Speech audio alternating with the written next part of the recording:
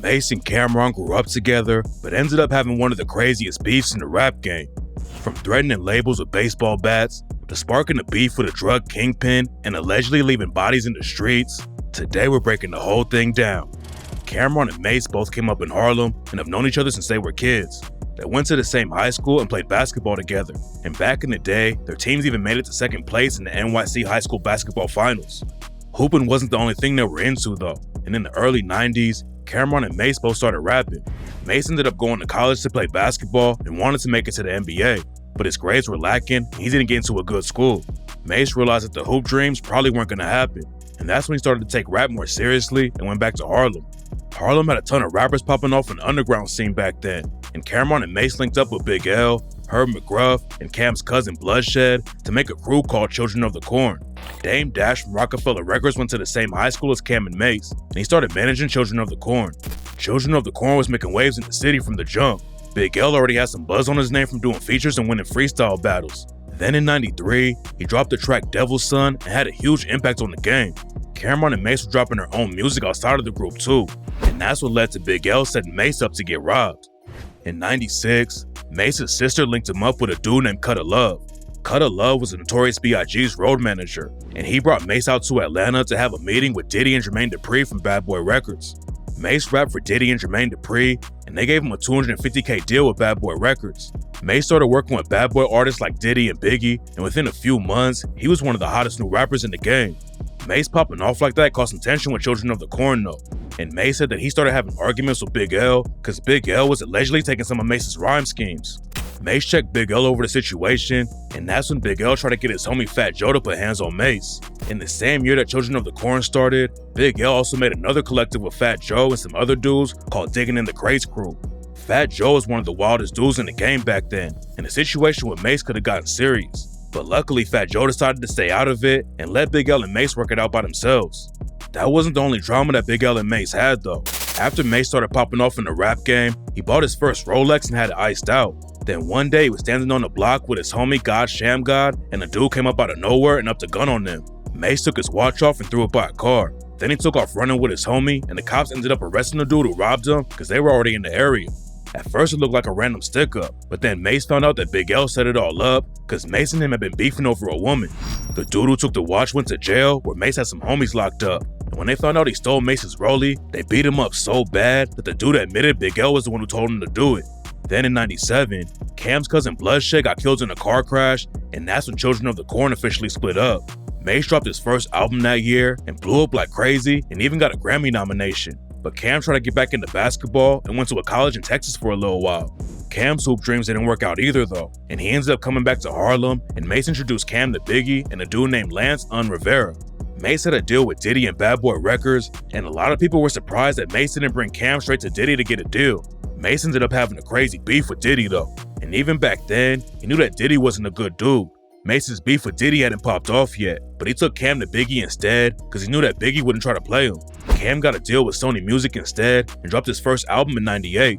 Mase was featured on the first single, Horse and Carriage, but that's where the beef really started. Cam wanted Mase to be in the music video for the track, but Mase allegedly wanted 40 or 50K to show up. Cam and his label didn't want to pay that much for Mase to be in the video, so instead, Cam got a body double to use in the video instead. The beef wasn't all over the headlines yet though, and Mase kept it pushing by himself and started his own record label called All Out Records. Mase also had another crew with his sister and some other artists called Harlem World, and Mase put them on his own label. Then in '99, he dropped his second album and sold over 100K copies in the first week, but Mase shocked the whole game that year and announced that he was retiring from rap to become a pastor. In an interview with Funkmaster Flex on Hot 97, Mase said that he was leading people, friends, kids, and others down a path to hell. Mase left Harlem and went to Atlanta to study at Clark Atlanta University. Mase said that he retired and left Harlem because he thought rap was bad for people, but some people think Mase went to Atlanta because he was about to get killed. Back in the day, there was a known hustler from Harlem named Baby Mane. Baby Mane was allegedly Max B's cousin, but Baby Mane was known for hustling in the streets. According to sources, Baby Mane and Mase were cool back in the day, and that's where Mase got a lot of his clout in the street from. But then the situation went left after Mase allegedly hooked up with Baby Mane's baby mama. Mase allegedly told Baby Mane they were hooking up, and Baby Mane was cool with it at first. But then the situation sparked a beef that got out of control fast. Mase was cool with another Harlem street dude named Pop Lottie. Pop Lottie already had issues with Baby Mane though. and Mase allegedly used Pop Lottie for protection when Baby Mane stopped rocking with Mase. Baby Lane allegedly sliced up Pop Lottie's face with a knife. Then he found out that Mase's artist Cardan was playing basketball at a local gym. According to rumors, Baby Mane went straight to the gym and snatched Cardan's chain in front of a big crowd of people. Cardan was only around 15 years old at the time, and Baby Mane was one of the most feared dudes in Harlem. So all Cardan could do was stand there while Baby Mane snatched the chain off his neck. There's a lot of different rumors about what happened next, but Pop Lottie allegedly shot Baby Mane 5 times, but Baby Mane survived. Then Baby Mane allegedly put up a $15K bag for anyone in Pop Lottie's crew, and rumors say that someone in Lottie's crew snaked out one of their own homies just to get the money. And according to Camron, Baby Mane caught Mase in his baby mama's apartment and Cam had to save Mase. On the track Is Killer, Camron aired the situation out and rapped. Then Mase called, said, "Yo, I'm stuck inside some bitch's house. Her boyfriend at the door, could I hurry up and get him out? Alright, what's the address?" Homie said Kingsbridge. That was great. I had some niggas right on Bainbridge. Yeah, we play, but believe it ain't no game, kid. Hopped off the elevator, aimed it at the lame lid. After Camron allegedly saved Mase, Mase paid back the favor by giving him $100, and Cam felt so disrespected that he wanted to kill Mase for it. And on the track he said, "I ain't give a damn. Yeah, Cam, I was gung-ho. Got this nigga home, and he passed me $100. Told him straight up, I ain't feeling him. Let me curve this nigga before I end up killing him." It's not clear exactly how everything went down between Baby Mane and Pop Lottie, but both of them ended up getting shot to death. So Cam called Mase out for it and rapped, "Then I watched him play Pop Lottie against Baby Mane. At this time I'm moving heroin in Maryland. They both died and this nigga turned reverend. Had the hood hot, FBI agents round. We need a referee. Shit, that shit a flagrant foul." Cam didn't air the situation out till years after it all went down though, and most fans had no idea about the story. But after Mase retired and went to Atlanta, Cam left Sony Music and signed a deal with Jay-Z's Rockefeller record label. Now Cam had Kanye West and Just Blaze producing for him, and in 2002, he popped off like crazy when he dropped his album, Come Home With Me. That was also the first time Cam really took shots at Mase, and on the track Welcome to New York City, Cam rapped, "Carry 8 guns, 2 in the trunk, 2 on the waist, 2 on the ankle, tutors to spank you. You get jammed with the hammers, blame them with the blammers. Hot here, ask Mase, he ran to Atlanta." Cam also had another rap crew called the Diplomats, aka Dipset, with Jim Jones, Freaky Zeke, and Joel Santana. And in 2003, they dropped their first album on Rockefeller Records. Cam was all over the rap game, and everyone thought Mase was really gone and never coming back. But then in 2004, Mase announced that he was coming back to the rap game, and it took the beef with Cam to another level. Mase went on Hot 97 to promote his new album, and during the interview, he talks about where the beef with Cam started. Mase said that he's the reason Cam got his first deal in the rap game, and Mase thought that Cam should have been paid for the horse and carriage music video. Mase also talks about how he brought Cam and Jim Jones on tour with him, but then the interview got crazy when Jim Jones called into the station. Jim Jones said Mase was talking foolish and he needed to tell people the truth about what went down. Mase had also released a book, and Jim Jones said he was capping through the whole thing. Then Jim Jones started yelling about Mase having to leave Harlem because of the beef with Baby Mane. Jim Jones was going crazy on Mase and said Mase better bring cops with him to Harlem because otherwise he was going to catch him outside. Mase tried to brush it off while Jim Jones was airing him out. Mase just kept saying that he forgives Jim Jones. But then the situation got even crazier when Cam called into the station too. Cam started going in on Mase for lying and exposed Mase for hitting him up a week before the interview and trying to get Cam to do an album with him. Mase kept it cool the whole time, but Cam kept going off and called Mase fake. After Cam hung up the phone, Mase explained the horse and carriage music video situation some more. According to Mase, Cam's label already had $50K budgeted for the video, so Mase told Cam that he should get that money because otherwise it was probably going to end up in the pocket of one of the label execs. The Hot 97 interview put the beef in the spotlight, and everybody was ready to hear Mase put out new music again. He had been out of the game for 5 years, but then he dropped the track Welcome Back.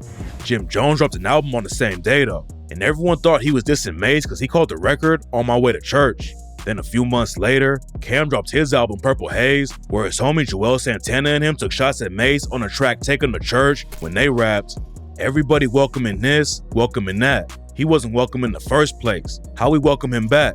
Give me the mat, let me work him with that. Tell Mr. Rogers I leave his brain on the trolley track." And listen, y'all stop it. Know you appalled? Got it.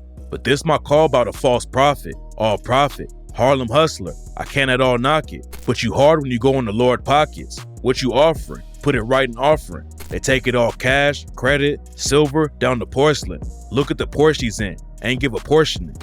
Mase never responded to the shots, and he kept his own momentum up by linking with 50 Cent and G-Unit. Cam did an interview with XXL and said he didn't have any problems with 50 Cent or G-Unit, but added that he was never going to talk to Mase again. According to Cam, he met up with Mase in Miami, and Mase wanted to do an album with him. But Cam wasn't rocking with him anymore because he thought Mase was fake. Cam was keeping the momentum up in the rap game. He got even more buzz when someone tried to kill him while he was in Washington, D.C. On October 22nd, 2005, Cam was sitting in his Lambo with his homie HUD 6 riding shotgun. The street was packed with fans, and Cam saw somebody in the crowd wearing a bandana on their face and throwing up the Rockefeller diamond sign.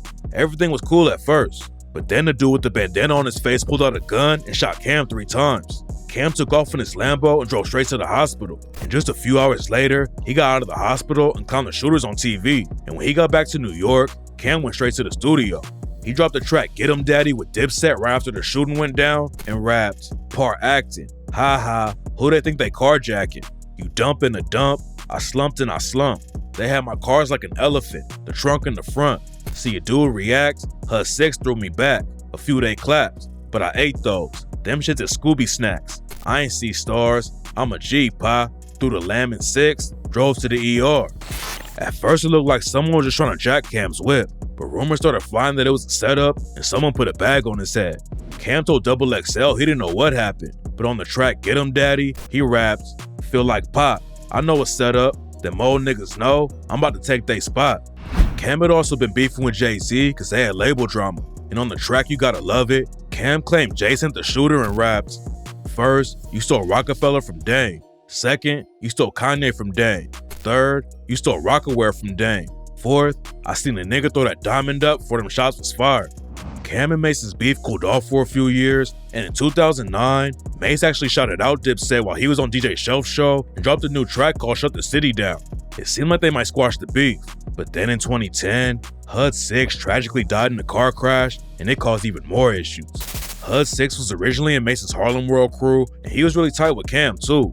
HUD 6 had a lot of love in Harlem, and a ton of people came to the funeral, but for some reason, Mase didn't show up. So when Cam was doing a freestyle to honor HUD 6, he sent a shot at Mase and said, "Yo, fuck Mase." The beef cooled off again, and nothing happened for years. But then one day in 2017, Cam went on IG Live and clowned Mase for becoming a pastor. Then Cam took the beef to a totally different level when he dropped the track It's Killer. That's when Cam heard everything out about Mase Baby Mane and Pop Lottie. And on the same track, he called Mase fake again and rapped, "Yeah, I smoke pounds, you clown. Homie, you heard the bluff. All your murder stuff, man, I heard enough. NFL murderers, you heard of us. This when Herb McGruff used to serve the dust." Cam had been dissing Mase on record for years, and Mase never responded. But after Cam dropped his Killer, Mase finally clapped back like crazy. Mase dropped the Oracle and rapped, "Imagine 20 years with a bitter bitch and the same drama. Dame told you do this shit, and you don't see Dame Karma." Right after the track dropped, Mase went on Genius and explained some of the bars. And according to Mase, Dame Dash came up to him when he came out of retirement and said Mase should beef with Cam to get back into the headlines. Mase wasn't gonna beef with someone just for attention, but Cam kept dissing so much that Mase finally had to respond.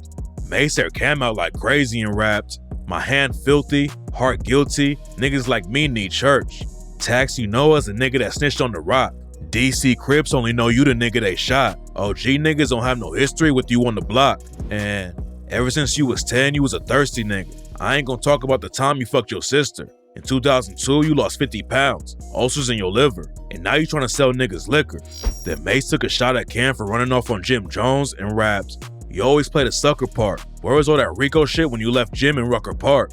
Matter of fact, I'm on a true life change." But let's get back to that smack and that true life change. Back in 99, Cam and Dipset were on tour with Diddy and Junior Mafia in Hawaii. Cam had ties to Bad Boy cause Biggie wanted to sign them back in the day, but Jim Jones had some tension with Junior Mafia.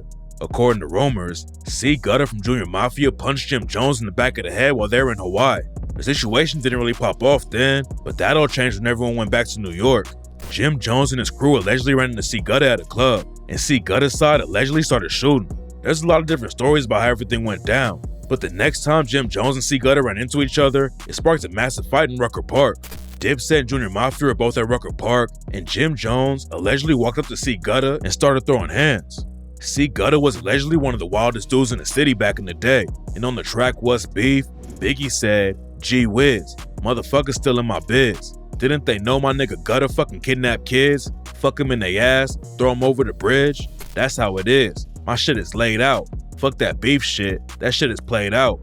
After Jim Jones hit C Gutter, the rest of Junior Mafia jumped in, and they had Dipset outnumbered like crazy. So Cam and Jim Jones both took off running. Jim Jones admitted that he actually jumped on a police van while he was running away because he knew that Junior Mafia wouldn't put hands on him in front of the cops. Then on the track Live My Life, Cam talks about getting jumped and claimed that he clapped back after it went down when he rapped, "Cop killers, clap at choppers, blast at choppers, pass the vodka, listen, don't mention Dash or Hoffa. It's a Harlem thing, dog. You'll clash with mobsters. Remember me? Got jumped on TNT. Next week, back pump TNT. All my niggas got M16s, kid."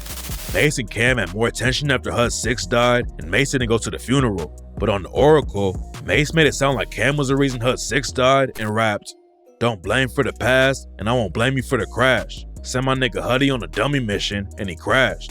Then Mase clowned Cam for beefing with 50 Cent and rapped, "Damn, the whole fucking land know. After that 50 shit, you moved to Orlando. You had the nigga Jim on the radio. Where did Cam go? We all understand though. You're not really built for this shit. You're not ready to kill for this shit."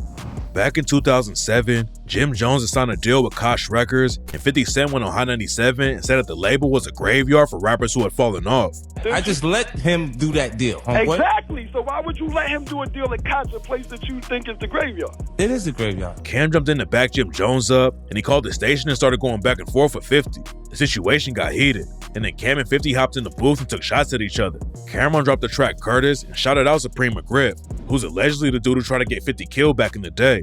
Cam said, "I extended the clip. Never be friends with you pricks. Shout to a real Queens dude. You know Kenneth McGriff. He ran from police. You run with police. You went from Southside. You about to get your mouth wired."